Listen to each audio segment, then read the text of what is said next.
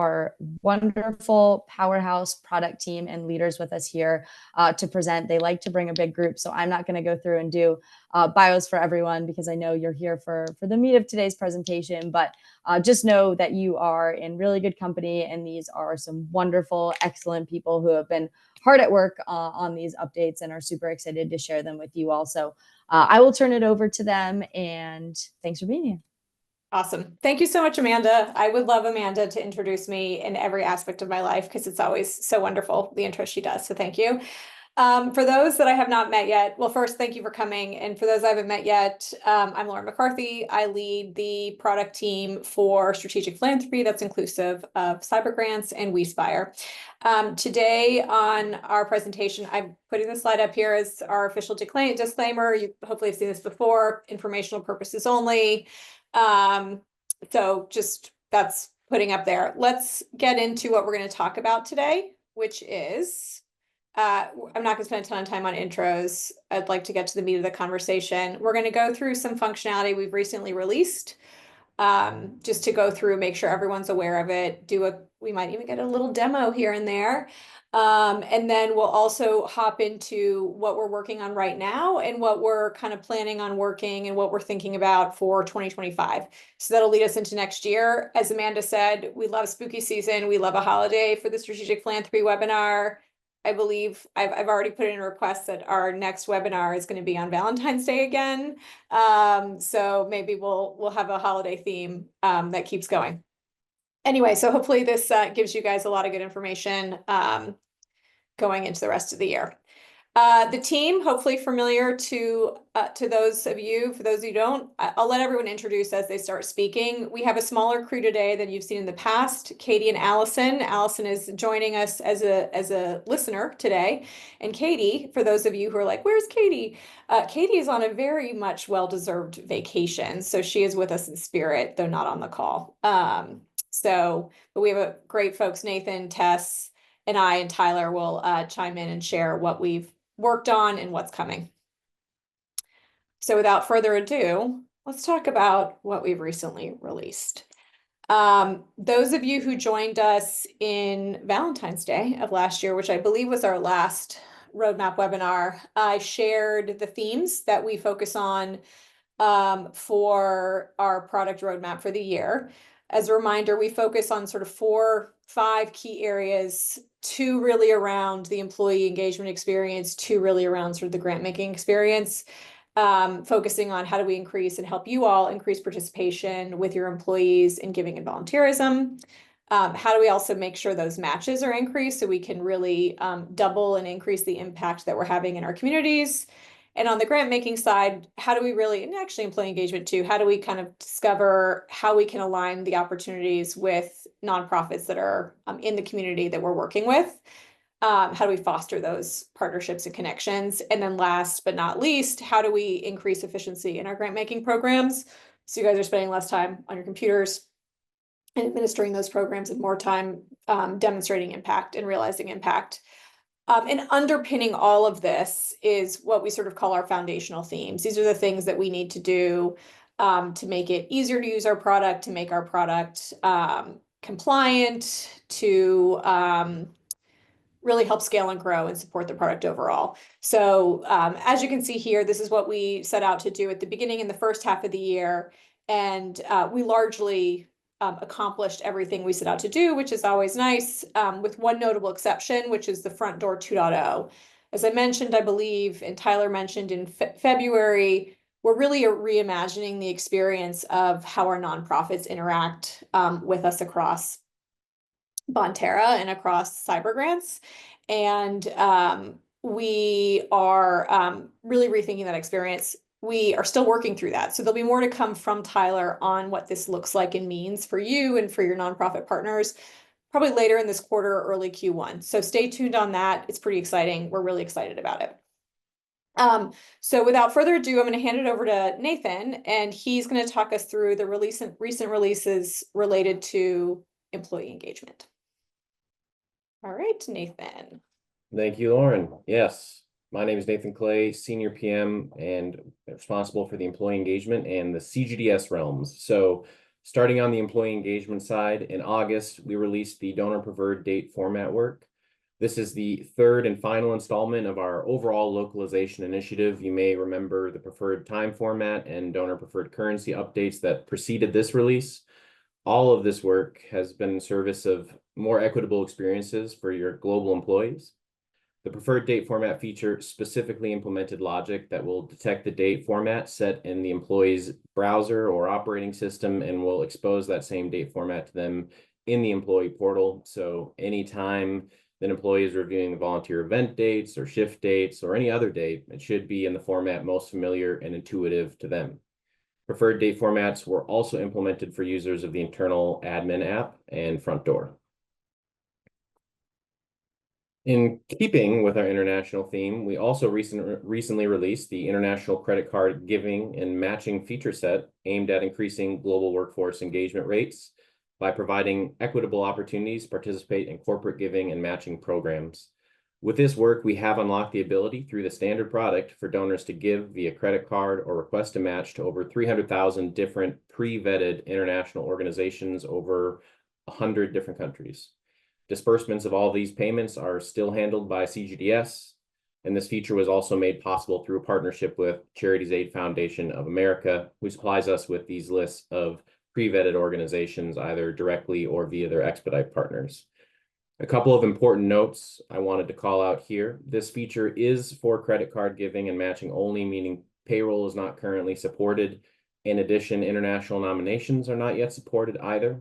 Both these use cases are under consideration for future development, and we'd love to hear from you if either are important factors for your organization successfully adopting this feature set.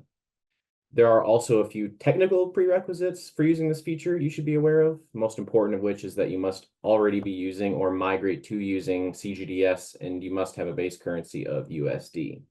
So with that out of the way, if you are interested in leveraging international credit card giving and matching, please reach out to support or your customer success manager. All right. Hello, everyone. I'm Tess Otts, and I'm the product manager for the data visualization tool that we lovingly refer to as Insights.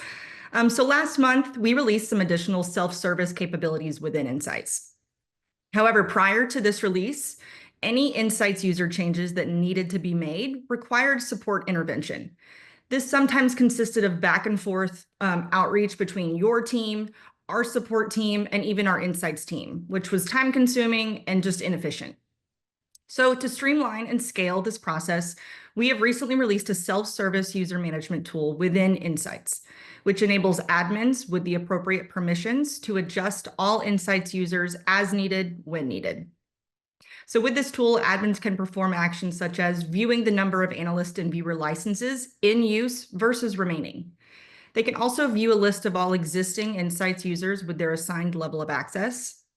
And lastly, they can add, remove, or even adjust users as needed.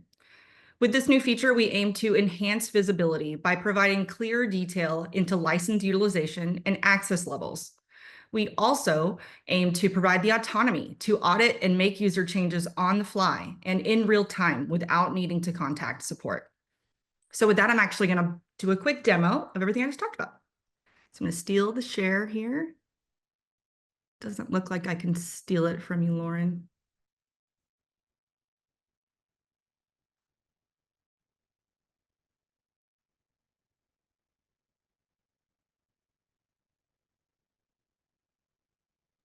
All right, let's see. There we go. All right, quick transition here. Okay. Well in practice. I know, of course it did. Of course. Okay, so really quickly, what I want to show is just some new user permissions to be mindful of. And these can exist within the user roles that you set up. So within the user management user role setup, if you scroll down here, you can see some new permissions related to, I think I passed it, Insights. So with here, we have two new permissions. One is the ability to manage Insights users. So think of this as someone who can add users, remove users, swap user access, versus someone who maybe has this second permission. Think of this as a read-only capability within the tool. They cannot make user changes, but they can see the users that are already permissioned. So it's important to know that these permissions exist because you will not be able to access the new users page I'm about to show unless your roles have one of these two permissions enabled. So with that, jumping over to Insights, from the overview page, if you do have a role with those permissions selected, you'll see this users option in the left navigation. So once on the users page, you can easily see how many analyst license you have in total, how many viewer license you have in total, how many of those licenses have already been assigned, and how many you have left at your disposal to use for additional team members that might come in the future or might need additional Insights access in the days to come. You can easily see what an analyst can do by hovering over the info icons. You can learn a little bit about what kind of capabilities an analyst has, as well as a viewer. And then again, if you do have that permission to manage Insights users, you'll be able to make changes that I'll go through. So you can see which users have access, what level, what their email address is, and what level of access they're currently provisioned for. I'll quickly show a few of these capabilities real quick. So if I wanted to add a new user and I do have remaining seats available, I'll see this Add New User button enabled. I can simply search for a user, select a user, and then determine whether or not I want that new user to be an analyst or a viewer. You will only see options here that you have remaining seats available. So if you don't have any analyst seats available, you'll only be able to add someone as a viewer until you open up some additional seats. So I'm going to quickly add this person as an analyst, and I should get the success message that that user has been added. So now that new user that I've added will see the Insights tab, and they'll be able to access all of the existing dashboards and reports that exist within your group folders and the standard folders. So that's adding a user. Removing a user is pretty simple. We have a trash icon next to each user. Simply click that and remove the user. Now, something important to note about removing users is that if you are removing a user that previously created content that lives within your group dashboard folder, that content is still safe and sound and is accessible. We're not removing anything that might have originated from a user who is no longer accessible within the tool. Your group content is still safe to use. So that's important to note as you're removing users.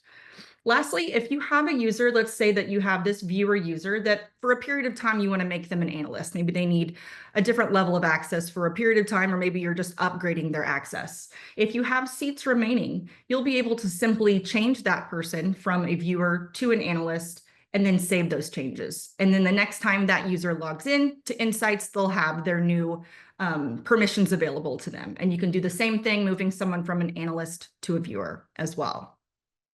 So we're really thrilled to have this tool officially in the Insights product to give you the controls you need to manage your own Insights users within Insights. Insights users within Insights. I said that twice. All right. Passing it back to Lauren now. Awesome.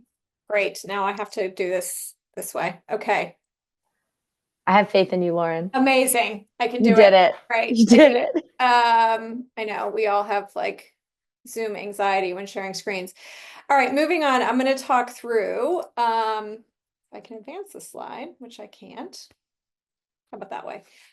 Custom field auditing. And I did see a question asking for more information. So hopefully I can answer that with this slide.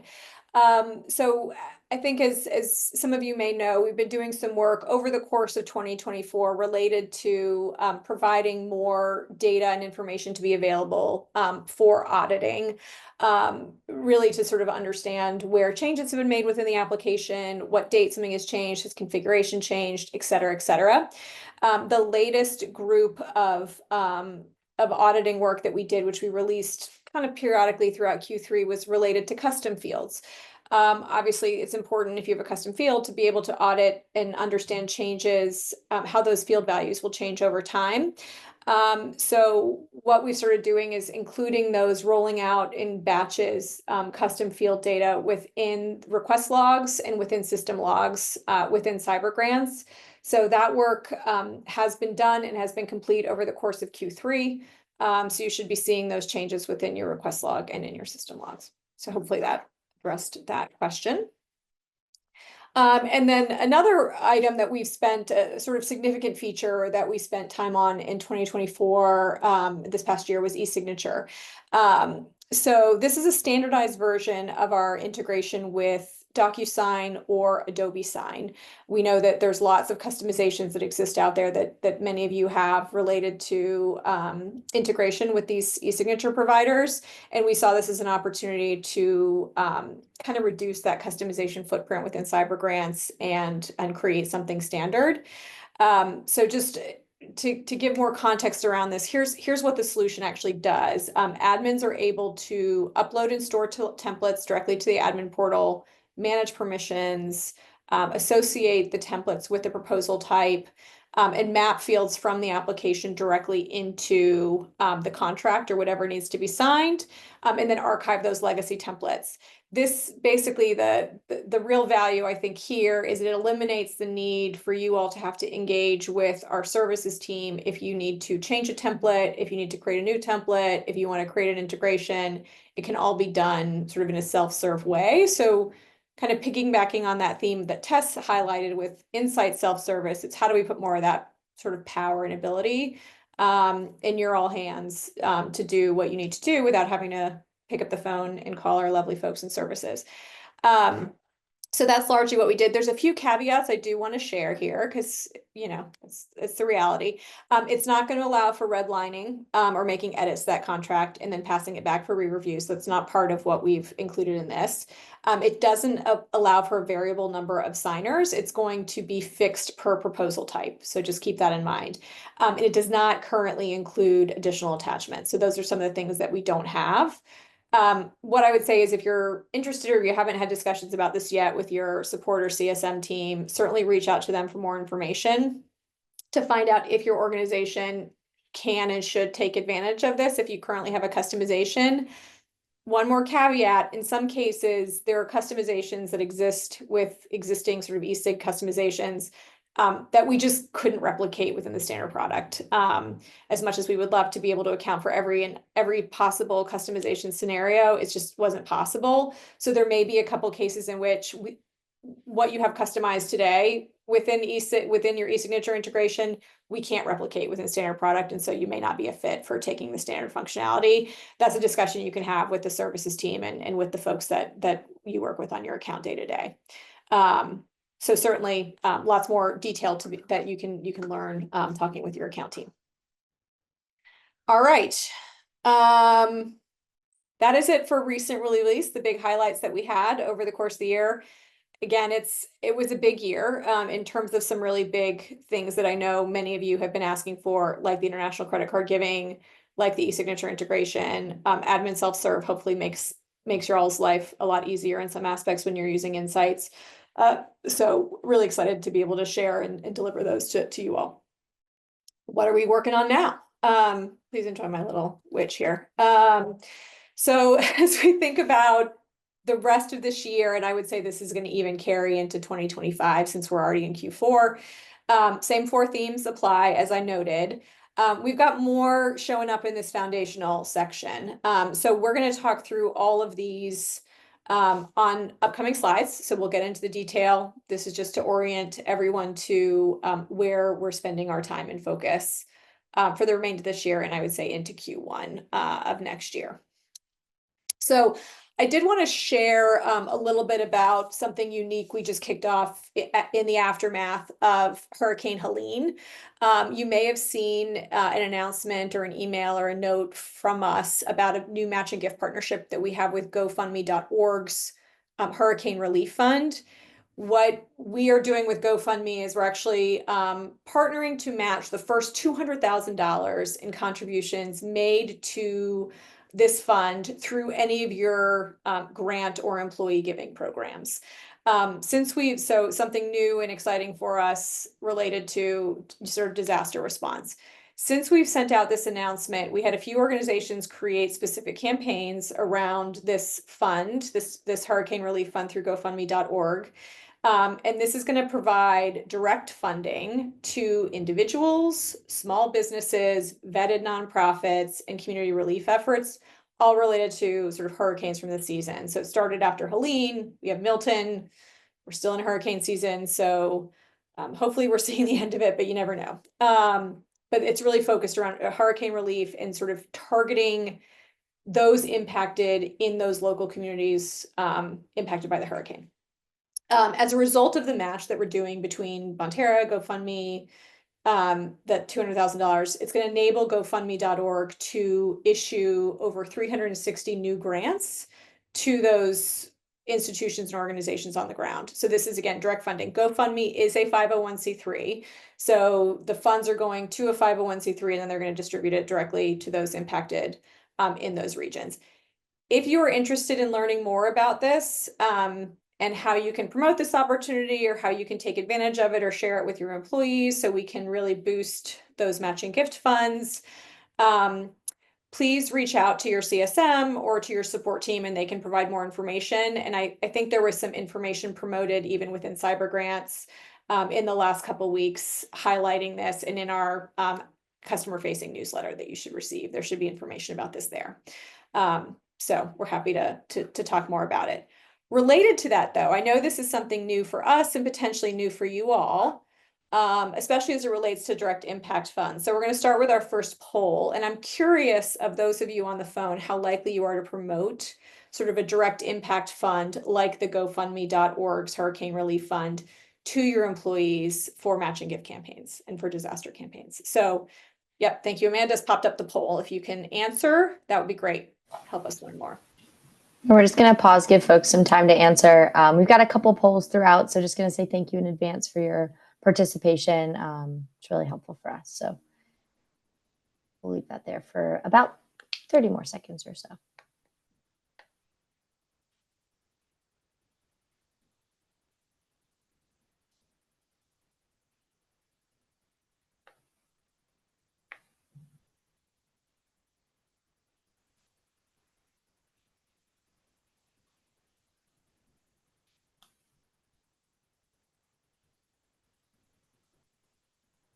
All right, looks like responses are starting to dwindle. So I'm going to go ahead and end this one now, and I will let you take over. Great.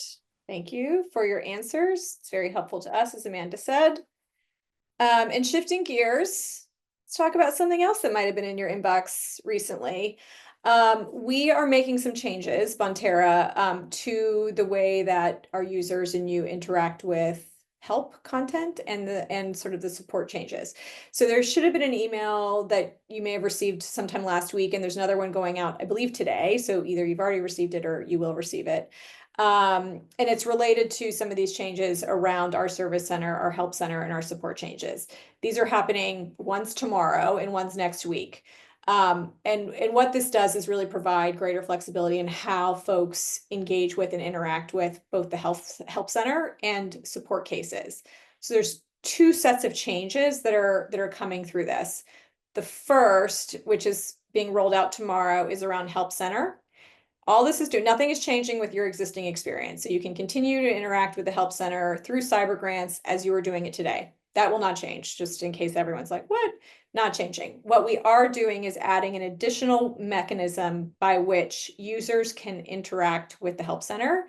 They can do it without logging into cyber grants through a direct URL, which will be shared as part of the rollout email. It just basically says you don't have to log into cyber grants if you want to read sort of our new what's new in the product or any of the help center articles. So details on that's coming tomorrow. There will be an email being sent out with the URL and the details related to those changes. So that's number one. Number two is being rolled out next week.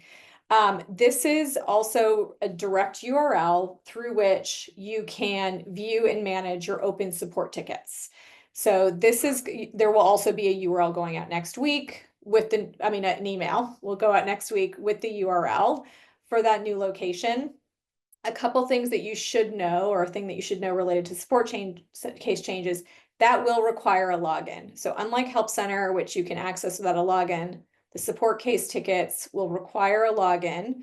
When that new URL is sent out, you will be prompted upon first interaction or login to create a new login and password to access it. So that's the only thing you'll have to do when that is rolled out. It's just basically another access point for interacting with support tickets. What's not changing related to that is you can still send an email to help@cybergrants.com. That's still going to work. Contact center, not changing. So the way that nonprofits and donors interact with support through the contact center, that is staying as is. And as I mentioned, the Help Center, you can still continue to interact with and engage with directly through cyber grants. This is just another way to get that data. So please be on the lookout for these emails that are becoming, like I said, one was last week. There should be one going out today, another one tomorrow, and I think another one next week with more of the specific details about how to take advantage of these 2 new ways to interact with help and support. And all right, next item that we are working through, this is a big one, it's going to continue probably through next year, definitely through next year, is we're doing a lot of work on security. So within Bonterra, and this was true for years, we conduct our own internal pen tests. Some of our customers conduct their own pen tests on cyber grants. And we go through all those findings and we address the remediation. What we've decided to do, really starting in Q3 and will continue to Q1, is take a very, very focused and targeted approach to some of these vulnerabilities that have been identified both by us internally and by some of our customers. So we're really spending a lot of time and resources on addressing this because we know that security for many of you is of critical importance, especially those of you who are in highly regulated industries. We want to make sure that we are operating to your standards and our own, quite frankly. So we're working on a couple of different fronts for addressing security vulnerabilities. The first is content look, I'm not an engineer, so I'm going to try to do my best to explain these things. The first is content security policy, and this is really a way of protecting websites from certain types of attacks. So really it's about essentially a set of rules, a policy that we're going to use to control what can be loaded onto cyber grants web pages. It's a very simplistic way of thinking about it. This is a sizable piece of work. So for those of you who've heard us talking about it before, we basically go through every single page within cyber grants to identify what vulnerabilities exist and what we need to patch and remediate so that we're sort of really protecting and putting a protective layer around all the content that we have online. So that's been happening and we're sort of rolling that out as we go. Shouldn't really have any impact on you directly. It's something that's, again, a phased rollout. The second is multi-factor authentication. Hopefully most of you are familiar with this. We're putting this into place for our front door users. This is basically providing additional authentication mechanisms for logging on to prevent against sort of bad actors or fraudulent logins and accessing both front door data and gaining an entryway to how our nonprofit users interact with all of us and with grant makers. So that's coming. That's something that we're working on. This will have an impact. So we'll talk a little bit more when we're ready to roll this out around when that looks like. The third is a global allow list for file extensions. So this is restricting a little bit more the type of file extensions that can be uploaded and stored within cyber grants. So like an exe file, for example, probably not going to be allowed within our global allow list. Again, we are working through this right now, what this will look like with a rollout plan and more specifics that we'll share with you and how this will impact everyone as it comes.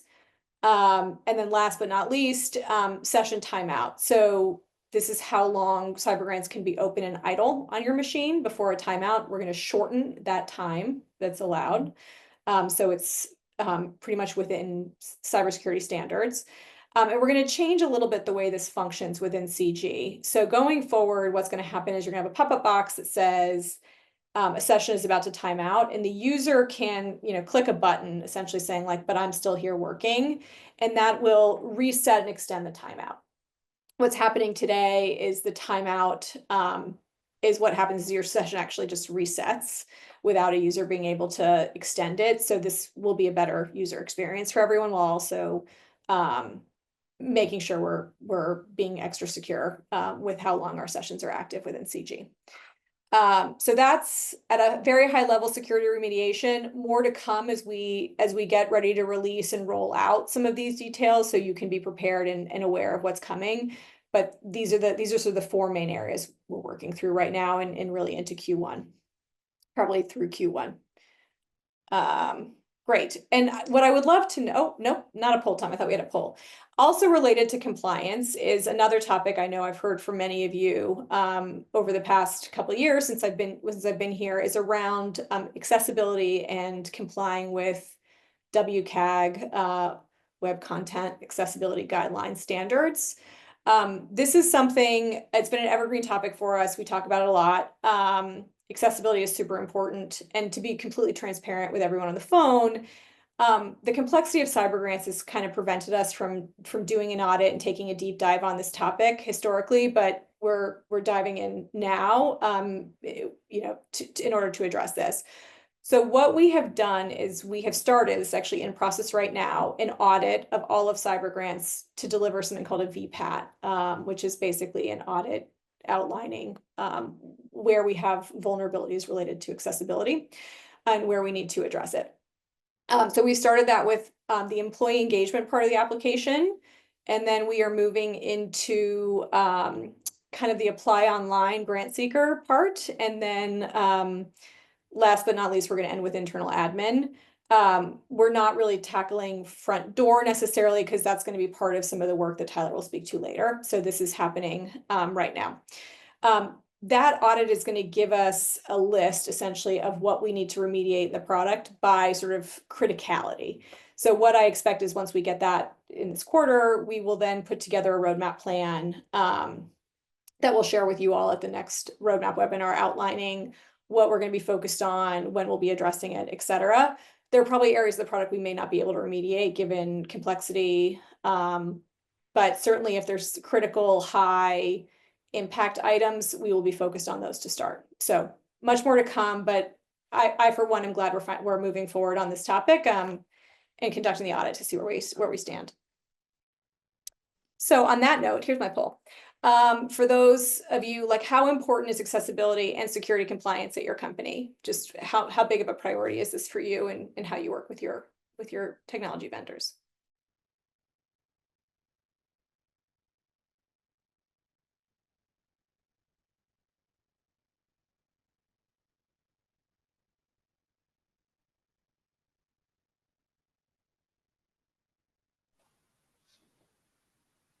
All right, gonna give folks about 30 more seconds to get your responses in.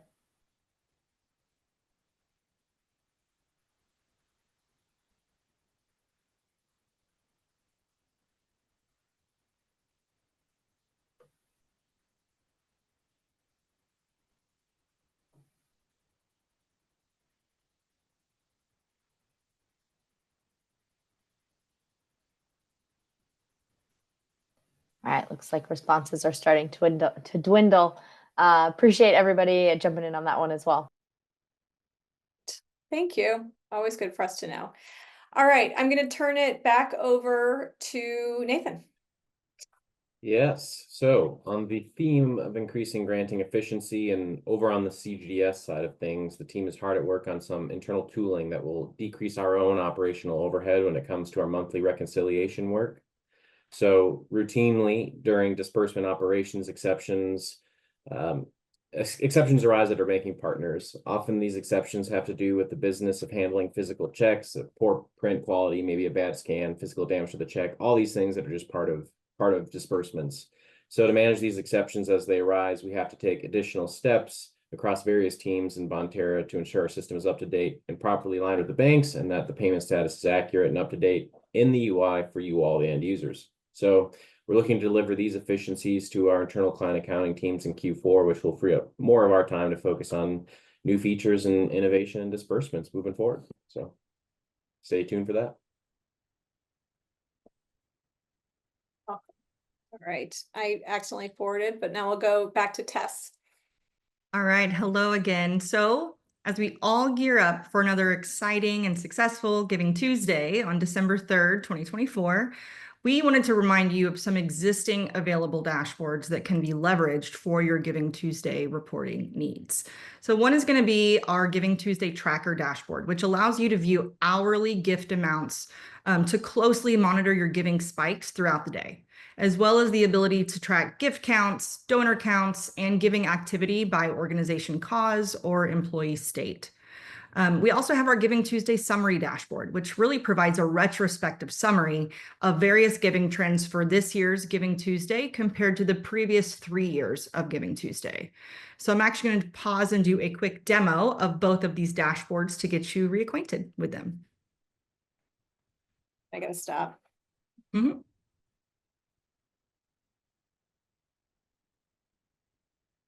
Sorry, doesn't like me to hit the stop button.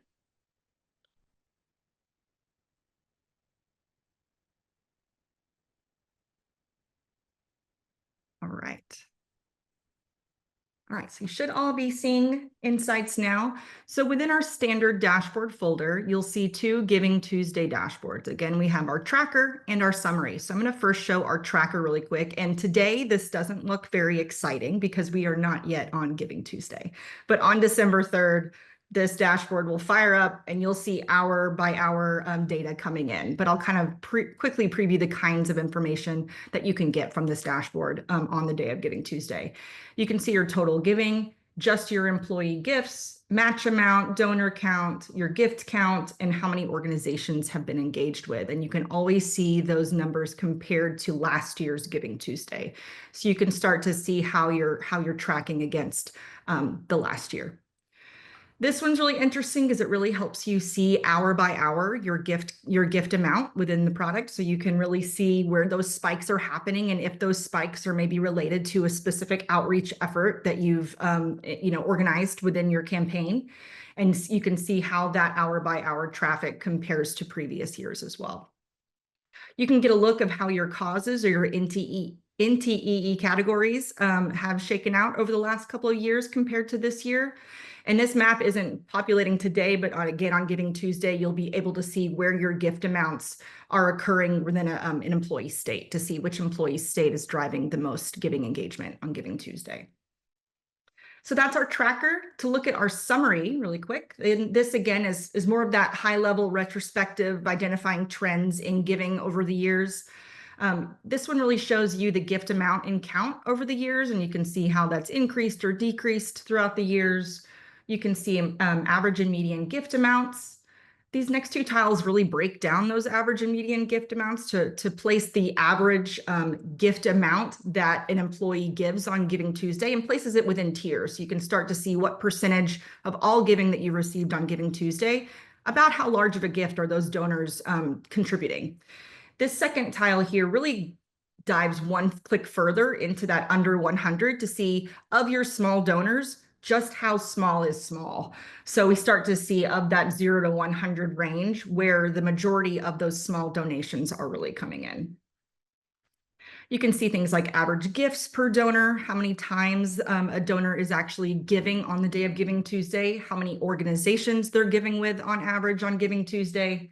And then again, that NTEE breakdown over the years. So on Giving Tuesday, both of these dashboards are actually going to be updating every 15 minutes, which is going to provide you with near real-time data, giving data that can inform your mid-campaign decisions and related outreach efforts. We also plan this year to include an enhancement to the data set that's behind these dashboards to allow you to layer in additional employee metadata as needed. So by leveraging these Giving Tuesday dashboards, actually coupled with some of our other standard dashboards like the employee activity dashboard and the advanced donor analysis dashboard, you can really be fully equipped with a cohesive and current view into the engagement in the days leading up to, throughout the day of, or even just after Giving Tuesday. All right, stopping the share, back to the deck.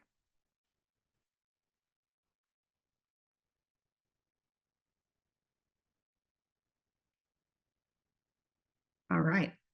Still me. Okay, so we are incredibly excited to announce an in-flight roadmap initiative for employee engagement benchmark reporting, which is really being designed to enhance how CSR professionals such as yourself assess and compare their employee engagement programs to that of their peers within the same industry or company size. Now, this initiative is going to address a crucial need in the market and is actually a request that we have heard from our customers for many years, which is the ability to understand and measure your program's performance in the context of broader industry standards and best practices. So as most of you are probably already aware and are even possibly leveraging to make programmatic decisions, there are some wonderful external benchmarking reports in the market today, such as CECP's Giving and Numbers report or ACCP's CSR Insights report.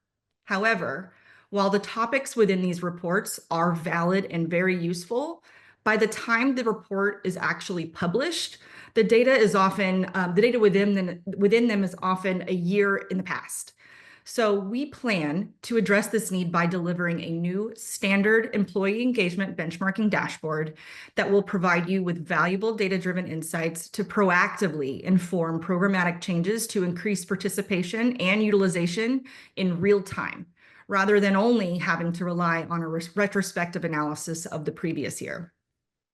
So with the new Insights dashboard, you'll be able to filter by industry and or company size to access comparison engagement trends related to per donor averages, top causes, top programs, and matching program eligibility. You'll also be able to view comparisons for both the last year and the current year to date, empowering you to make informed decisions and drive the success of your employee engagement initiatives within the current year. So why we're really excited to bring this capability to life, our users will be able to take advantage of the first and only real-time source of benchmarking analysis for CSR teams. We've also strengthened decision-making by providing you the data that you need to grow your impact by knowing exactly where you need to invest to improve your programs. We're planning to release this dashboard to all Insights customers toward the end of this year, and we really cannot wait to bring this level of value to the market. So with that, I think we have a poll that we're going to launch. And the poll is, would you be interested in participating in roundtable discussions to talk about benchmarking results and best practices? So basically, once you learn where you stand within the benchmarking tool, would you be open to discussing those outcomes with other CSR teams?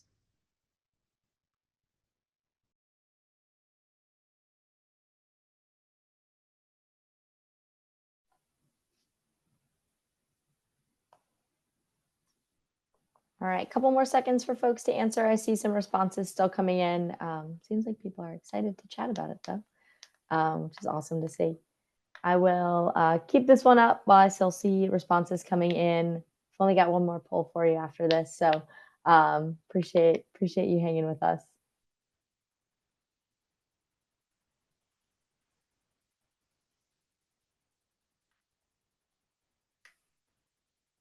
All right, awesome. Appreciate.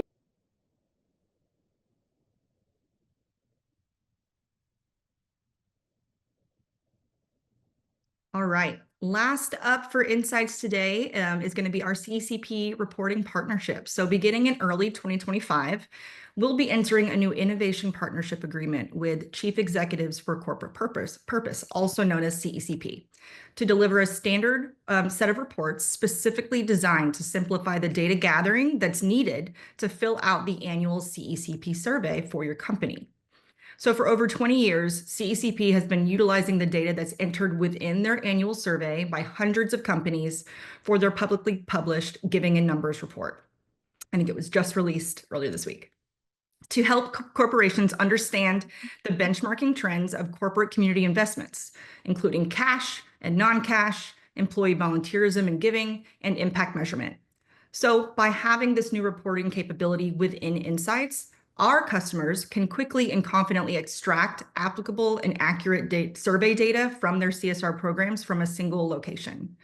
So with this new partnership, we're really excited to work hand in hand with CECP to further the shared dedication to the overall advancement of industry benchmarking.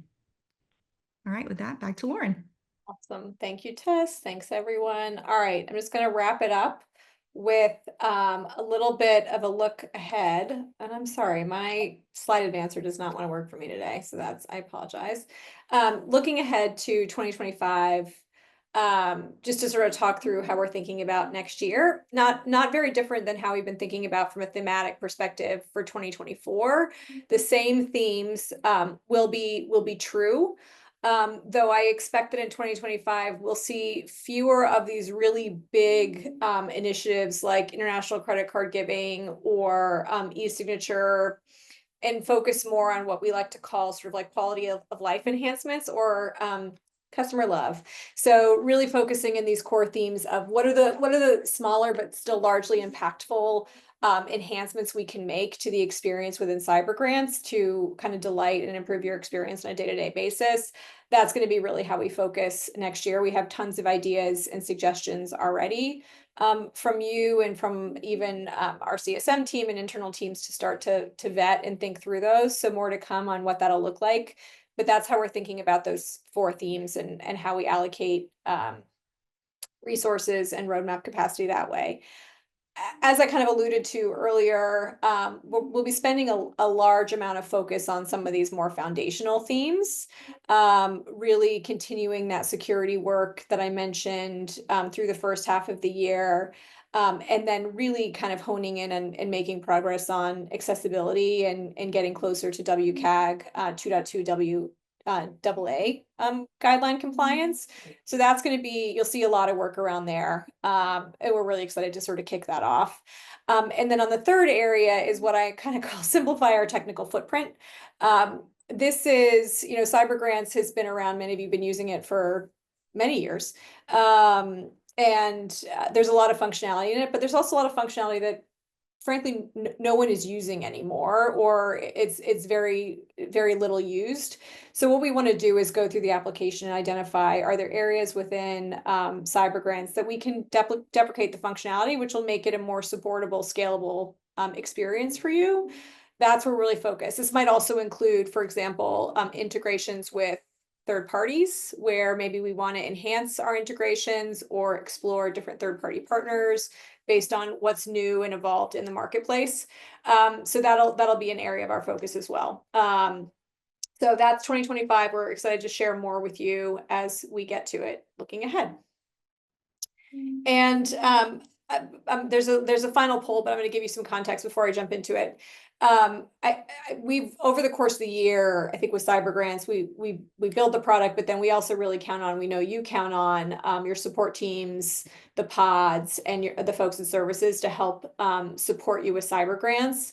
So we've made some changes to different support packages and service offers over the course of the year to kind of combine those with coaching and with really trusted technical services to help support the way you interact with CG.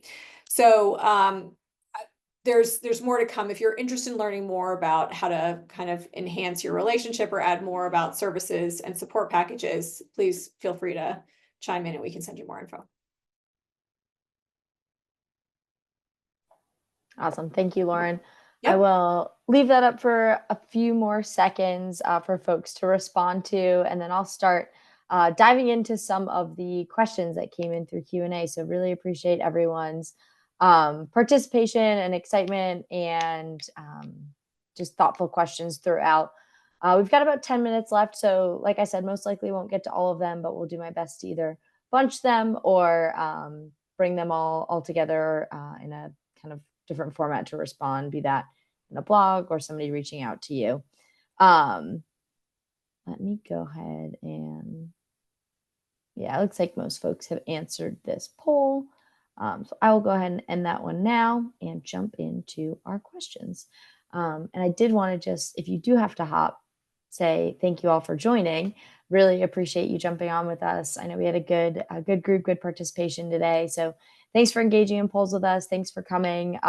Really hope that you're as excited as we are about some of the advancements that have been made and are going to continue to be made. So thank you to you all, and even bigger thank you to our wonderful, I'm going to say panel of product teammates and folks here who put a lot of thought and effort into this roadmap and bringing it to life and presenting it to you all. So did want to say a big thank you to you all before we get into questions in case anybody has to hop. But let me try to run through some ones that I saw come up. The first question I saw around international credit card giving. Someone was wondering if there is redirection supported with international credit card giving. Yes, thank you for the question. Redirection is supported for international orgs through CGDS. Donor choice redirection is an option, and then there's a set of predefined defaults as well. There's a little bit of nuance to exactly how redirection works for international gifts, depending on if the originally intended, recipient org was one of the directly vetted orgs or is through a CAPS expedite partner, and where the money is in disbursements when it needs to get redirected. But that can all come up through implementation. The shorter answer is yes, absolutely, it is supported. Awesome. Thank you, Nathan. Appreciate the short and long answer. The added context is great. The next question that I saw come in was around the multi-factor authentication rollout. Some folks wondering when they or nonprofits will know more about that, and what will organizations have to do in order to make that transition?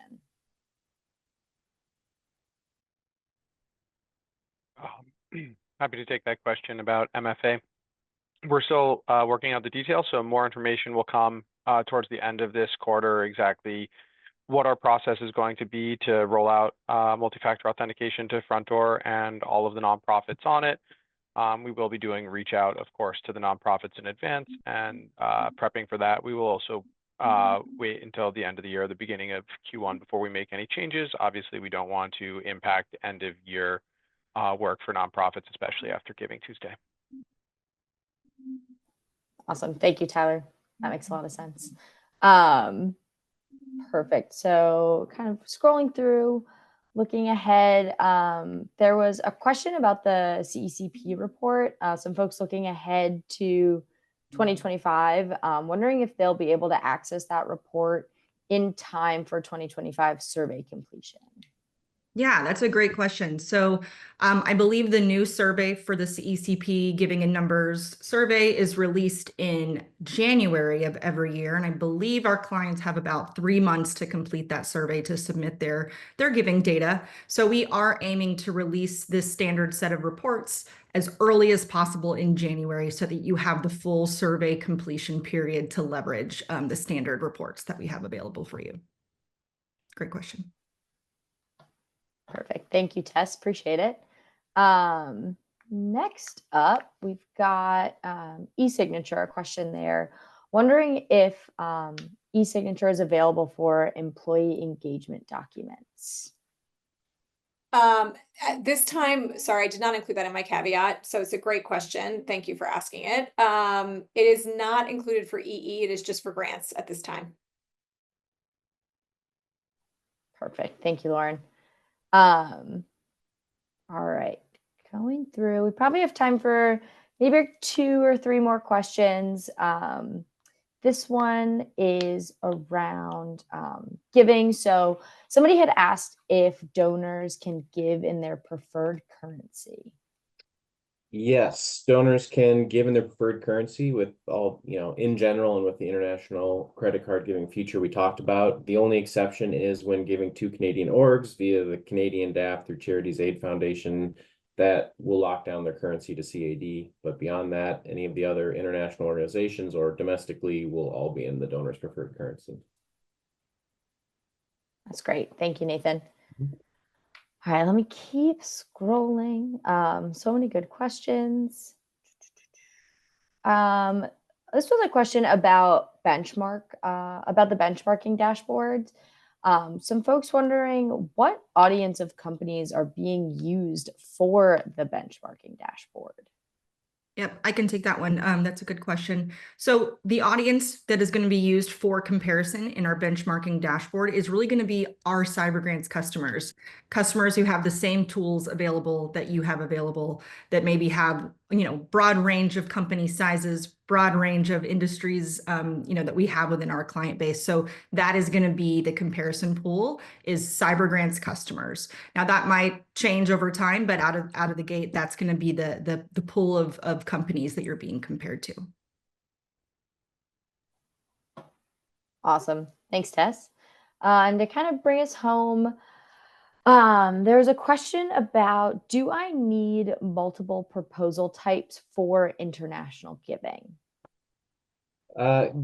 Great question. So the short answer is no. We did a lot of work under the hood so that you would not be required to break up your proposal types by country or region, that you could in fact combine domestic and international giving to reduce your sort of operational and program setup overhead. there are still certain use cases where it may make more sense to still break those up for your particular situation, but that would all be evaluated as part of implementing the feature. So you have a lot of flexibility there. All right, awesome. Thank you, Nathan. Mhm. Appreciate the thoughtful responses, Nathan, Tess, Tyler, Lauren. Really helpful information. Again, if we didn't get to your specific question, we've got them on record. We'll pass them along, and definitely feel free to double down on them to send to your support folks as well. But we'll pass those along so that they've got them as well, and we'll be sure to make sure that we get those answered as best we can. So really appreciate all of the thoughtful questions that came in, all of your responses throughout the session, and all of your engagement today. We are super excited for what's to come. We hope you are as well. And keep an eye out on any future comms, like Lauren mentioned, coming in on some of those rollouts. And for our future roadmaps, I'll be excited to see you there, hopefully on our next wonderful holiday. And I hope everyone has a great Halloween weekend, Halloween, spooky season, embracing it all. Big thank you to you all, and thanks to our wonderful panel of product folks here for being here. Thanks to you, Amanda. All right, Thanks, take care, everybody. everybody.